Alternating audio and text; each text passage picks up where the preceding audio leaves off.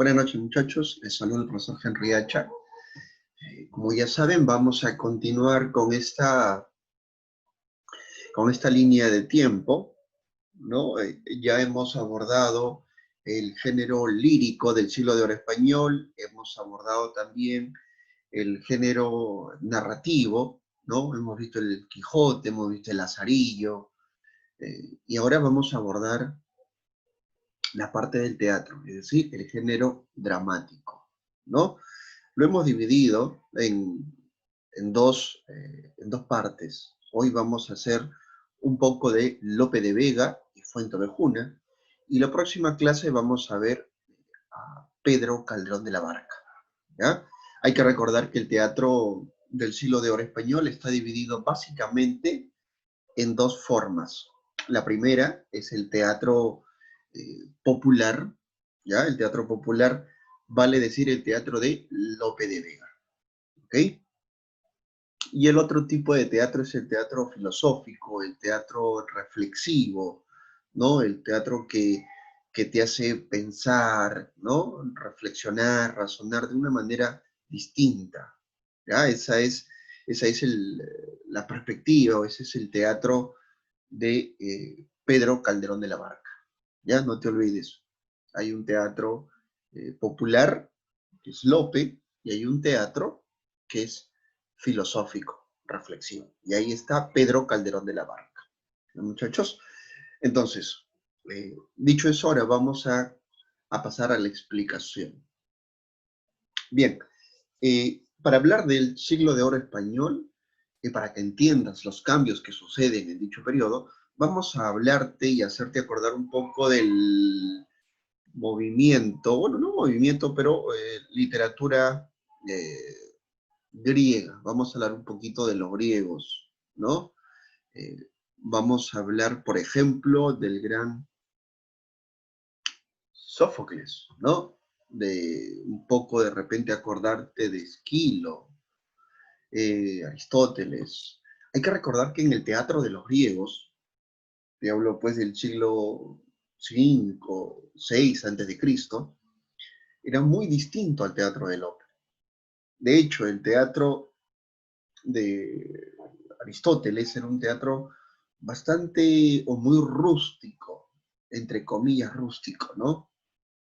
Los griegos van a poner la primera piedra para que se desarrolle el teatro, y el teatro que proponía Aristóteles, por ejemplo, era las tres unidades de tiempo, las tres unidades, ¿no? Aristotélicas, la unidad de tiempo, unidad de acción, unidad de espacio, ¿no? Es decir, todo se debería desarrollar en un solo día, en un solo lugar y bajo un solo tema, ¿no? Por ejemplo, tenemos ahí Edipo Rey, todo se desarrolla bajo un solo tema, en un solo día, toda la historia, y es básicamente lo que proponía, ¿no? Nuestro amigo Aristóteles. Ahora, otro punto muy importante es que en el teatro aristotélico no había un rol importante por parte de la mujer. La mujer no tenía un rol eh, de tal magnitud que pudiera cambiar la historia. Aparecían mujeres, claro que sí, pero no tenían un rol muy marcado, ¿no? Un diferenciador. También hay que recordar que las mujeres no podían actuar, eso ya lo hemos mencionado antes, ¿no? Eh, lo hemos visto también, por ejemplo, con Shakespeare, ¿no? Las primeras veces que se puso en escena Romeo y Julieta, Julieta era un hombre disfrazado o haciendo el rol de una mujer. Otro punto a resaltar era que no se ahondaba, no se profundizaba tanto en los pensamientos, en las emociones, en las sensaciones, ¿no? De los personajes. Shakespeare ya va a cambiar esta idea, ¿no? A ahondar un poco más en el pensamiento del ser humano. Eh, y luego Lope ya lo va a hacer un poco más sencillo, ¿no? Hay que recordar que Lope de Vega, el personaje que vamos a tratar hoy día, está ligado a lo popular, a lo sencillo, ¿no? Él se va a fijar pues en los caracteres propiamente de la gente del pueblo, del campo o de las villas, ¿no? Bien, Dicho esta, esta pequeña introducción, vamos a empezar con el teatro del siglo de oro español, Félix Lope de Vega Carpio. Hay que recordar, ¿no?, un poquito de la introducción. Lope de Vega es un innovador, ¿ya? Y si puedes apuntar, porque yo sé que estás apuntando, es un innovador y por eso va a ser considerado en España el padre del teatro nacional español. Repito, si yo te pregunto quién es el padre del teatro español, tienes que decir Lope de Vega. ¿Ok? Es el padre del teatro nacional español, Lope de Vega. Él va a innovar, va a hacer cambios en el teatro. Ahí está. Un poquito de su vida. Bueno, no vamos a pasar a leer todo, ¿no? Eh, Lope, Lope tenía una vida muy agitada, ¿no? Nació en una familia muy humilde. Se dice que entre los 5 y 6 años ya sabía leer y entender muy bien el latín. Pero Lope de Vega es conocido en España no solo por sus obras, sino también es conocido porque tuvo muchas mujeres, ¿no? Tuvo amantes, mujeres, y fruto de todo ello va a ser la soledad, ¿no? Él va a perder incluso a hijas, alguna de sus hijas llega a morir, lo cual va a hacer que él se entregue, ¿no? Se entregue al arrepentimiento y encuentre pues su refugio en la vida del sacerdote. Él va a ser uno de las filas, ¿no?, del sacerdocio, va a llegar a pensar incluso, ¿no?, en toda su vida y arrepentirse en algún momento. Pero nadie quita toda la genialidad que tiene. Por eso que en algún momento el gran Cervantes, ¿no?, llamó a Lope como el monstruo de la naturaleza o el fénix de los ingenios, ¿no? ¿Por qué el fénix de los ingenios? Porque el tipo hizo, se dice, entre 1600 a 1800 obras. Imagínate, 1600 a 1800 obras es mucho, poco, ¿no? Es exageradamente alucinante el tipo. Una creatividad muy por encima de muchos.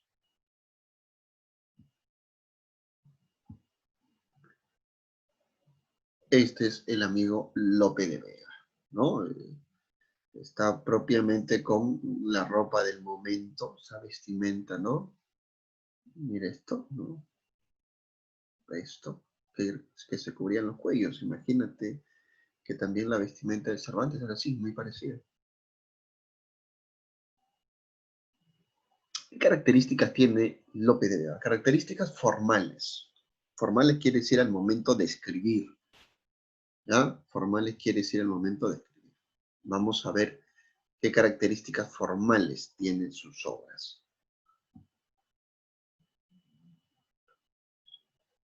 Vamos a encontrar tres: polimetría, convivencia de géneros y rompimiento con las tres unidades, que ya hemos hablado. Polimetría, poli es varios, metría, métrica, es decir, él utiliza varias métricas al momento de escribir, ¿no? Cuando tú escribes un poema, tú puedes escribirlo bajo un patrón, ¿no? Y ese patrón puede ser el de un romance, unas rondinelas, un soneto, ¿no?, unas décimas. Él, polimetría, o sea, él elige diferentes formas de versificación, ¿no? No sé si te acordarás, pero Fray Luis de León, por ejemplo, Fray Luis de León prefería mucho la lira, ¿no? La lira. En cambio, Lope no, Lope prefiere mm, varios tipos de versos, ¿no? O varios tipos de métrica. Convivencia de géneros, él desarrolla muchos géneros, ¿ah? Me parece que desarrolla los 4 géneros literarios: épico, lírico, dramático y narrativo. López es genial, pues, ¿no? Estamos hablando de un monstruo. Por eso que está en el siglo de oro español, al lado de Cervantes, al lado de Góngora, al lado de Garcilaso, ¿no? Entre otros. Este tipo, pues, es un genio, un genio. Rompimiento de las tres unidades aristotélicas. Claro, porque hasta el momento se creía pues que solamente uno debería seguir lo que dijo Aristóteles hace por lo menos unos 2000 años atrás, ¿no? De una sola unidad de acción, de tiempo y de lugar. Que todo debería durar un solo día, ¿no? En un mismo escenario, ¿no? Entonces, Lope dice, no, puede durar más de 24 horas, puede tener diferentes espacios o escenarios. Fuentevejuna, por ejemplo, Fuentevejuna tiene varios escenarios, ¿no? El campo, las casas, el palacio del comendador, entre otras cosas. ¿Ah? Tiene muchos escenarios. Se rompe con las tres unidades aristotélicas, ¿no? Ir en contra de Aristóteles, imagínate, ¿no? Características de contenido. Hemos visto su forma de escribir, ahora vamos a ver en cuanto a la temática, al contenido, cómo es que cambia nuestro amigo Aristóteles. Perdón, Aristóteles. El gran Lope de Vega. Básicamente tres, ¿no? Una temática imperante, sentimiento nacional, social, y el tema de la mujer. ¿Ya? El tema de la mujer. Como temática imperante, profesor. Como lo dice acá, ¿no? Sus temas más frecuentes son lo que preponderaba, lo que en la época era muy, muy fuerte, ¿no? Tenía mucho, vamos a llamarle así, muchos seguidores. Si esto hubiera pasado, pues, en la actualidad, profesor, ¿qué cosa aparecería en el Facebook cada rato? Pues, hashtag el honor, hashtag el rey, hashtag el fruto, hashtag la fe, ¿no? Etcétera. ¿Ya? Temática imperante, ¿qué cosa predomina en él? ¿Cuáles son sus temas más recordados? Sus temas que lo hacen más famoso, ¿no? Los temas que él toca mucho en sus obras literarias. Tenemos el honor en primer lugar. Acuérdate de esa palabrita, el honor, ¿ya? El honor es uno de los temas más importantes en Lope de Vega. Luego tenemos al rey, ¿no? Luego tenemos la fe, luego tenemos la religión, etc. ¿Ah? Pero el honor es el más importante, ¿no? La religión es importante, él se burla un poco de la religión, ¿no? Sentimiento nacional. Recuerda que Lope de Vega es considerado el padre del teatro nacional español. Él trata de llegar a la mayor cantidad de personas posibles. Su forma de escribir era sencilla. En cambio, el teatro de Pedro Calderón de la Barca es un teatro más complejo, es un teatro más difícil de entender. Si yo te mando a leer eh, Fuente Ovejuna, ¿no? Que es una de las obritas más importantes del gran Lope de Vega, ¿no? Y luego te mando a que leas una obra de Pedro Calderón de la Barca, como puede ser La vida y sueño. Estoy seguro que la obra de Lope, Fuente Ovejuna, la vas a entender más rápido, ¿no? Con prontitud. En cambio, la otra obra, la de Pedro Calderón de la Barca, te vas a quedar en algunas páginas horas pensando qué trató de decir, ¿no? Es una obra, la obra de Pedro Calderón de la Barca, que en este caso La vida y sueño, incluso es ideas filosóficas neoplatónicas, tú tienes que estar ahí pendiente, ¿no? Es una obra muy interesante que ya la vamos a ver la próxima clase, en una clase en vivo, para que entiendas un poquito mejor y hagas las preguntas correspondientes. ¿Ya? Sentimiento nacional, social y democrático, ¿no? López debería decir, López nacionaliza todo lo que toca y es la expresión de la sociedad en que vive. En su teatro las masas llegan a ser protagonistas. En Fuenteovejuna, el pueblo es el protagonista. Profe, pero no es Laurencio, claro, Laurencio también lo es, pero el pueblo es un protagonista también, claro que sí. El otro tema muy importante es la mujer, ¿no? Juega un rol muy importante. Aquí la mujer no aparece como un elemento secundario o no aparece como un elemento decorativo. Aquí la mujer aparece ya como un factor muy importante y determinante para toda la trama. De hecho, Lope decide poner a la mujer como su personaje principal. Esto no podía pasar, por ejemplo, en los teatros, en las tragedias griegas, ¿no? En otros teatros del Renacimiento tampoco pasaba esto. Lope es uno de los primeros, ¿no? Si no el primero. Y aquí falta un datito más, se me ha pasado. Lope de Vega es el primero o uno de los primeros que se preocupa o crea la tragicomedia. ¿Qué cosa es la tragicomedia? Es el drama. ¿Ah? Él es uno de los que va a crear el drama. Profesor, igual, no sé qué es el drama. El drama es la mezcla, ¿ya?, entre lo cómico, la comedia, y la tragedia. Tragicomedia. Tú juntas los dos y te sale la tragicomedia, lo que sería el drama. Se dice que Lope es el creador del drama, muchachos. Así que mucho ojo con eso. Es como cuando tú vas a comprar pues, un CD a la calle, ¿no? De 2 luquitas o 3 luquitas. Dice, señor, quiero una película. Y el señor que vende películas y te dice, ¿qué quieres? Acción, terror o drama, ¿no? A veces tú también utilizas esto en alguna parte de tu vida diaria. Oye, me haces mucho drama. Drama, ¿qué cosa quiere decir? Pues, ¿no? O sea, tiene elementos cómicos graciosos y también por otro lado tienes eh, elementos de muerte, de tristeza, de pena, de dolor, ¿no? Es la tragedia. Entonces, la mezcla de estos es el drama. ¿Y quién es el creador o el posible creador? El señor Lope de Vega. Vamos a seguir.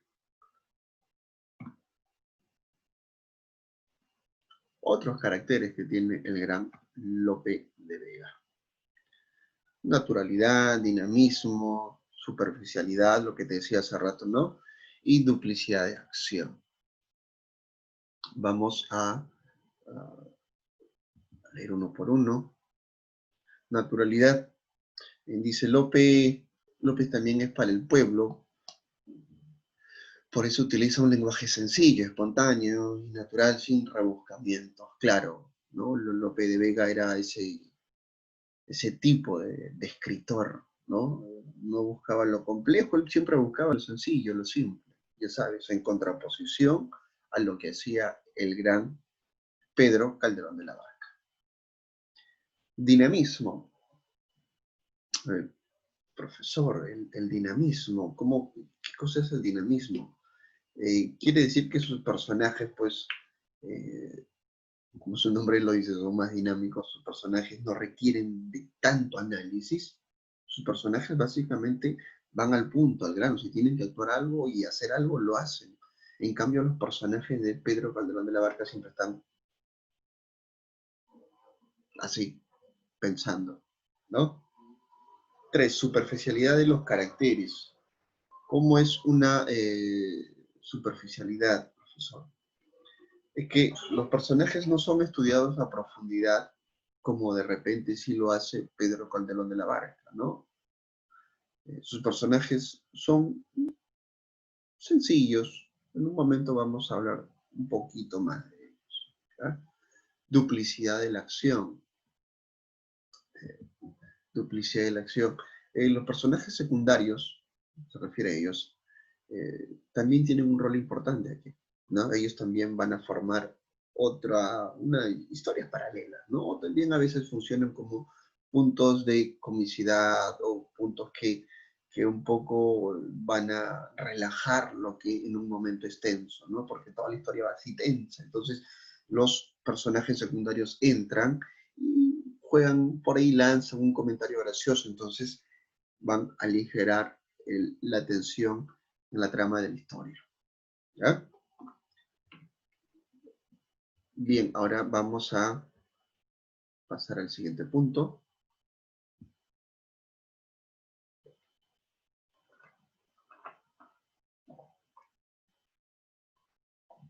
Lope tiene 4 tipos de obras, ¿no?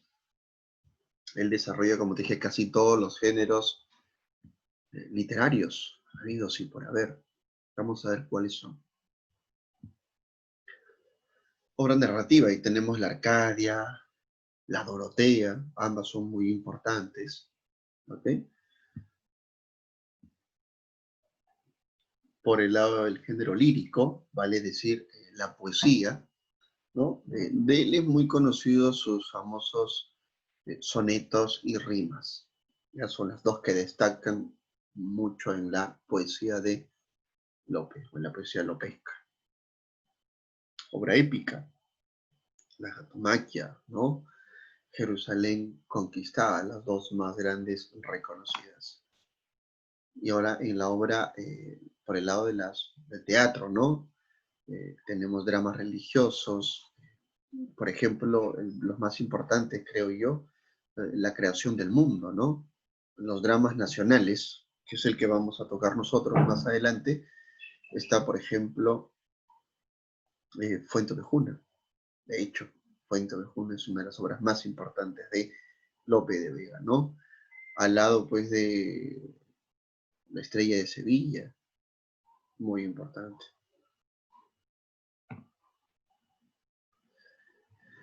La estructura de las obras es de 3 actos que se acomodan de la siguiente forma. ¿No, profesor? ¿Cómo es eso? Es decir, las obras Lope, sus obras, las estructuraba de la siguiente manera. Esta es una obra de teatro. ¿Y cómo hacía Lope? El primer acto hacía el planteamiento del tema, de qué iba a tratar, ¿no? En el primer acto vas conociendo a los personajes, vas conociendo su psicología, vas conociendo qué rol van a jugar, ¿no? Y en el segundo acto, ya los personajes empiezan a mostrar problemas uno con el otro, empiezas a ver cuál es el conflicto que hay, o de repente hay una confusión, ¿no? O hay un problema, etc. Eso también es llamado el nudo. Tercer acto ya se da pues lo que se llama el desenlace, ¿no? El descubrimiento o el reconocimiento de algo. Si había pues una confusión, ¿no? Se soluciona esta confusión. Si había un problema, se soluciona el problema. ¿Ya? Eso es lo básico, es decir, inicio, nudo y desenlace.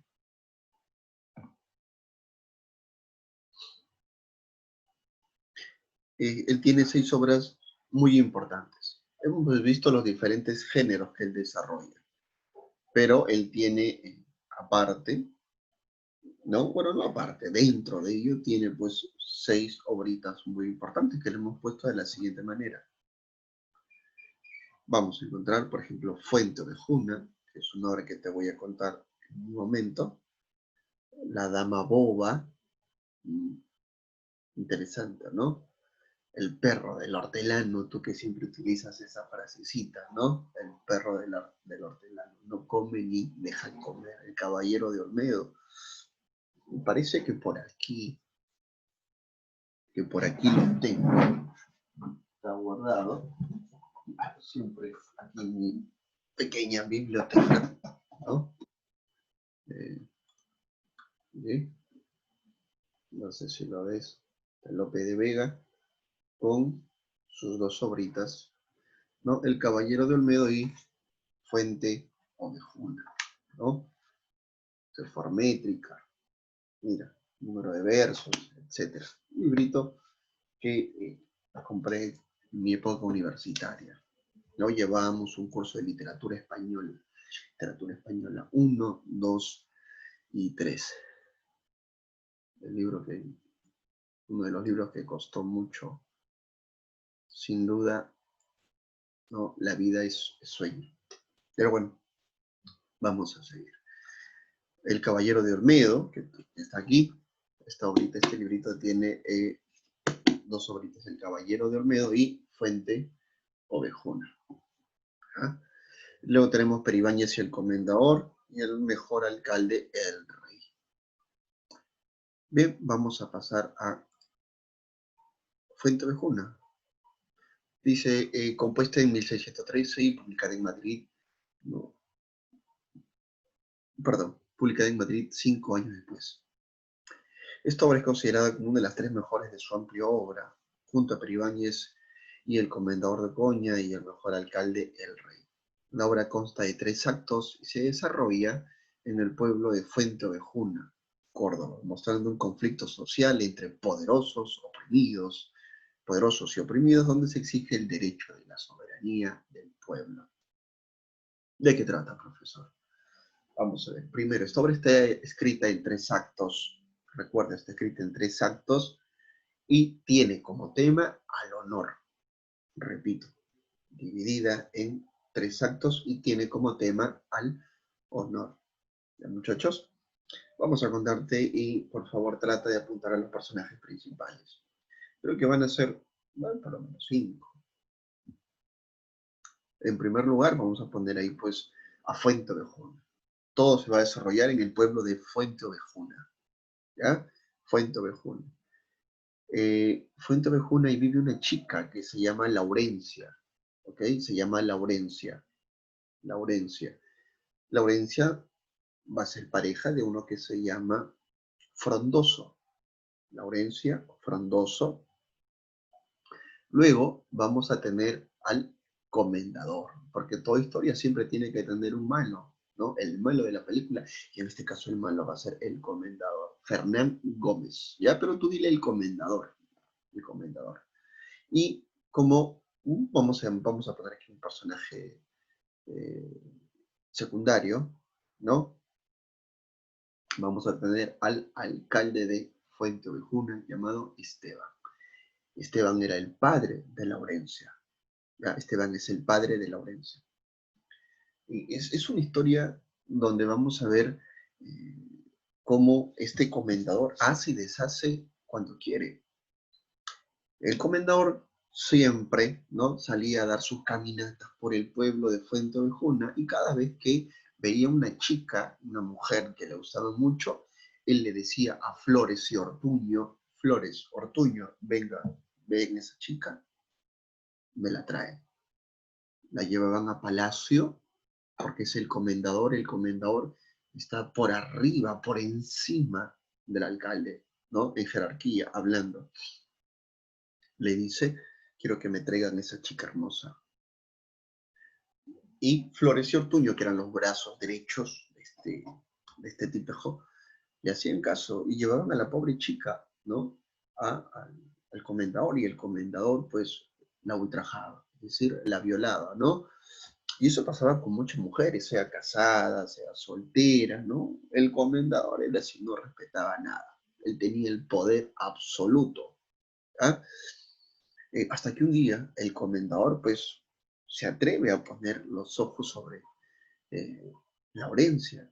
Y Laurencia no es una chica, pues, no es una princesita, no es una delicadita, no, qué miedo, ¿no? Laurencia agarraba una piedra, un palo, a ver quién es, quién me está molestando. Laurencia era así, muy aguerrida, muy fuerte, ¿no? Recuerda que el papel más importante recae sobre Laurencia, sobre la mujer. Te decía, hablamos, ¿no? El tema de la mujer con Lope. Entonces, Laurencia eh, se trata de defender, ¿no? Y el comendador no tiene lo que quería. Es decir, no la llega a ultrajar, pero se va a quedar con esta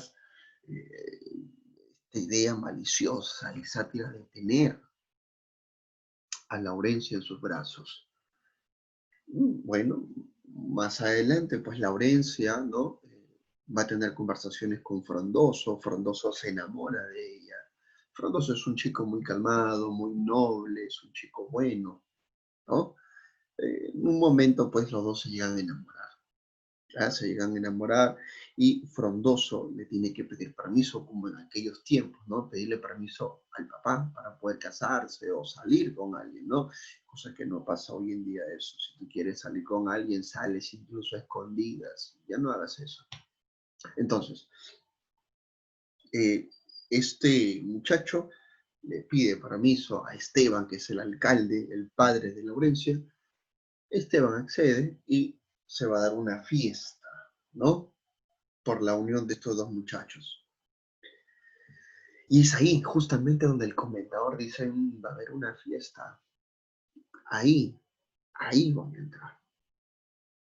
Y el comendador, Fernán Gómez, ¿no? Espera el momento indicado. Laurencia está caminando por la casa, una especie de patio de la casa, y de pronto el arbusto comienza a moverse, ¿no? Se mueve el arbusto, aparece alguien y ella está pues con su vestido, ¿no? De elegante, y de pronto le tapa la boca a Laurencia y se la lleva. Y todo el mundo buscando a Laurencia. Oye, ¿dónde está Laurencia? Oye, ¿has visto a Laurencia tú? ¿O tú has visto a Laurencia? ¿Dónde está Laurencia? No, no le he visto. ¿Y tú lo has visto a Laurencia? No le he visto. Y todos comienzan a buscar a Laurencia y nadie le da razón. Más tarde aparece Laurencia delante de todo el delante del pueblo, ¿no? Y le pide, y ella le pide al pueblo, se para frente al pueblo, a los invitados, ¿no? Y le dice que ha sido, pues, deshonrada, ¿no? Es una bonita palabra para no decir que ha sido violada, ¿no? Imagínate frente a todo un pueblo. Y la gente pues comienza a reclamar, algunos agachan la cabeza, los hombres sobre todo. Entonces, Laurencia pide ir todos a la casa del comendador, al palacio del comendador, y darle muerte. Adivina, ¿quiénes le siguen? ¿Los hombres o las mujeres? La respuesta tuya la tienes, ¿verdad? Le siguen las mujeres. Todas las mujeres se juntan y van a buscar al comendador. Los hombres van detrás de las mujeres, ¿no? Las mujeres entran a palacio y encuentran pues a Flores, a Ortuño, los castigan, uno de ellos lo mata, y al comendador cuando le encuentran, hijo, no sabes lo que le hacen al comendador. Al comendador le sacan la mugre, rompen la puerta donde está el comendador, las mujeres entran, le arrancan con sus manos, porque las mujeres están con palos, con antorchas, con piedras, con todo eso le dan al comendador, tú, ¿no? Por deshonrar a las mujeres de Fuente Ovejuna. Le arrancan la lengua, los ojos, ¿no? Lo matan al comendador.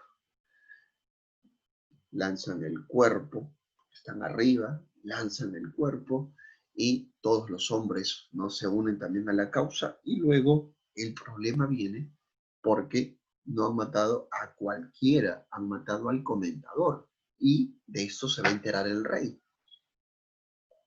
Los reyes católicos, personajes también que aparecen en esta obra, los reyes católicos no comienzan, ¿no? A decir, oye, han matado al comendador, ¿y ahora qué hacemos? ¿Ahora qué hacemos? Paralelamente, el pueblo se había puesto de acuerdo. El pueblo dice, juntos ellos, ¿no? Van a venir los del rey. Y cuando pregunten quién mató al comendador, vamos a dar una sola respuesta. Todo el pueblo tiene que estar unido. Hay que recuperar la honra de Fuente Ovejuna. Así que cuando te pregunten quién mató al comendador, tú tienes que decir, Fuente Ovejuna, señor, todos a una. ¿Mm? Otra vez, ¿quién mató al comendador? Fuente Ovejuna, señor, todos a una. Y esa frase exactamente igual, palabra por palabra, la van a repetir todos los del pueblo. El rey manda, ¿no? A unos investigadores por la muerte del comendador, tocan la puerta de cualquier vecino y este investigador pregunta, ¿no? ¿Quién mató al comendador? Entonces la persona decía, pues, el pueblerino, ¿no? O el villano, porque es una villa, Fuente Ovejuna. El villano decía, Fuente Ovejuna, señor, todos a una. ¿Quién mató al comendador? Fuente Ovejuna, señor, todos a una. Se va a otra puerta. ¿Quién mató al comendador? Fuente Ovejuna, señor, todos a una. No puede ser. Se va a otra puerta. ¿Quién mató al comendador? Usted sabe. Fuente Ovejuna, señor, todos a una. Ni modo, hay que decirle al rey que todos nos contestan así. Van ante el rey y le dicen, rey, mira, ha pasado esto, yo pregunto, ¿quién mató al comendador? Y todos me dicen Fuente Ovejuna. Y el rey, ¿no? Dice, y me enteró que es un tipo que era un tipo poco correcto. Y bueno, no puedo meter a prisión, a la cárcel, a todo un pueblo, así que vamos a dejarlo ahí. Y así Fuente Ovejuna recupera su honor. ¿Qué profesor lo había perdido? Claro que sí, porque el alcalde, perdón, el comendador Fernán Gómez hacía y deshacía lo que quería, a su antojo, por encima de la voluntad y el derecho del pueblo. ¿Mm? Ese es Fuente Ovejuna, una obra que para la época dio mucho que hablar. ¿Por qué, profesor? Porque el personaje principal era una mujer. ¿Mm? Una mujer que va a comandar todo un pueblo. ¿Ya? Bien, ahora vamos a ver, podríamos ver otras obras muy importantes, pero yo sé que te puedes complicar. Así que con Fuente Ovejuna nos vamos a quedar. ¿Ok? La próxima clase podemos ver El Caballero de Olmedo. Y la próxima clase, de hecho, también vamos a ver a Pedro Calderón de la Barca. Si estás viendo este videito, te recomiendo que busques por ahí ideas neoplatónicas. O al menos busques quién es Platón, ¿no? ¿Qué creía Platón? ¿No? Te vas a dar cuenta que tú también utilizas esa palabrita a veces, el amor platónico. Profesor, tengo un amor platónico, ¿no? Tiene que ver mucho la idea de Platón, la idea esta de que Platón creía en dos mundos, ¿no? El mundo sensible y el mundo inteligible, o sea, el mundo material y el mundo de las ideas. El mundo físico, ¿no? Armario, mesa, laptop, libro, este es el mundo físico. Pero Platón también decía que había un mundo de las ideas, un mundo donde esto físicamente no existía. Un mundo, ¿no? Es un poquito complejo de entender. Te recomiendo que busques, ya que tienes un poco de tiempo en esto del internet, puedes encontrar muchas páginas, muchos videos. ¿Ok? La próxima clase vamos a ver la vida y sueño. Vamos a ver si esto realmente, todo lo que está pasando a nuestro alrededor es real o es fantasía. Sería horrible que un día, hoy, ¿no? Estás viendo la clase está mediante tu celular, una, una tableta o PC o laptop. Terminas de verla, te duermes, luego despiertas, miras a tu alrededor y estás en el campo. Te miras las manos y tienes arrugas y aparecen tus nietecitos y te dicen, abuelito, nos estabas contando una historia de cuando estabas en el colegio y había una pandemia, abuelito, y la sobreviviste y las clases eran online. Entonces tú asustado, Dios mío, ¿qué pasó? Si hace poco estaba yo escuchando la clase de profesor H. Puede ser que todo esto sea más que un sueño, hijo. Dime o no si puede ser un sueño. Claro que sí, podría ser un sueño. Despiertas y estás en otro lado. Y todo lo que has vivido hasta el momento, que haber estado en el colegio Uribe, haber pasado tercero, cuarto, ha sido más que un sueño. Y que la realidad misma está en otro lado, en otro espacio, en otros años. De eso habla, en cierta manera, Fuente Ovejuna, ¿no? Que la vida es un sueño. ¿Qué, muchachos? Entonces, la próxima clase te espero. Ya te espero con esta obrita que se llama La vida es sueño de Pedro Calderón de la Barca, que es el teatro filosófico, no te olvides. Hoy hemos visto un poco de Lope de Vega, que es el teatro popular, el teatro del pueblo. ¿No, muchachos? Bien, así que nos vemos la próxima clase. ¿Ok, muchachos? Y la próxima clase también vamos a desarrollar las preguntas del librito. Cuídense, nos estamos viendo, muchachos.